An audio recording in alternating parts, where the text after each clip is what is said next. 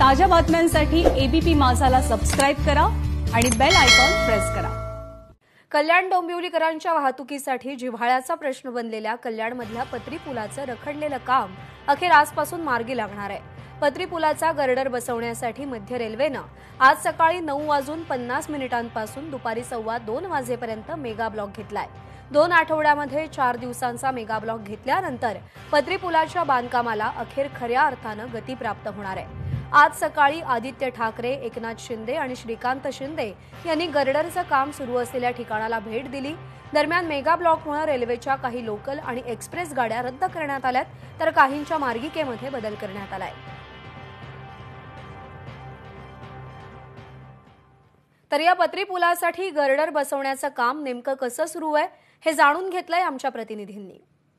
रेल्वेवर हा ओव्हरब्रिज टाकण्यासाठी अनेक परवानगी आवश्यकता होत्या, त्या आता पूर्ण झालेल्या आहेत आणि आज गर्डर टाकण्याचं काम सध्या सुरू होत आहे। माझ्या पाठीमागे जर तुम्ही पाहिलं तर हा कल्याण डोंबिवलीला जोडणारा आणि उपनगरांना जोडणारा हा अत्यंत महत्त्वाचा असा पत्री पूल आहे।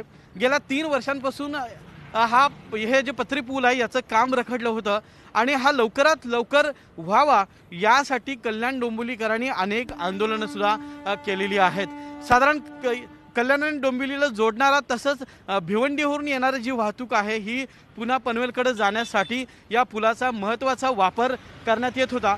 मात्र पूल अतिशय अरुंद असल्यामुळं या परिसरात एका बाजूने वाहतूक सोडली तर दुसऱ्या बाजूने वाहतूक थांबवावी लागत होती, कारण वाहतूक कोंडी झाल्यामुळं साधारण 3 ते 4 किलोमीटर इथं वाहनांच्या रांगा लागायच्या आणि ट्रॅफिक जाम व्हायचं।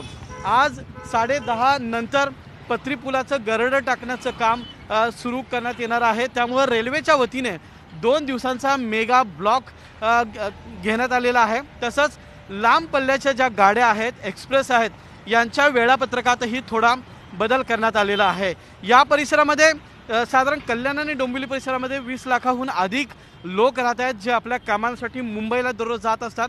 तसंच नाशिकला जोडणारा आणि पनवेलकडे जाणारा हा मार्ग अत्यंत महत्त्वाचा ठरला जातो। त्यामुळे पत्री पूल हा लवकरात लवकर व्हावा अशी मागणी कल्याण आणि डोंबिवलीकरांची होती, ती आता मूर्त स्वरूपात होताना आपल्याला पाहायला मिळते। कॅमेरामन जावेद सोबत मी रणजित माजगावकर, एबीपी माझा, कल्याण।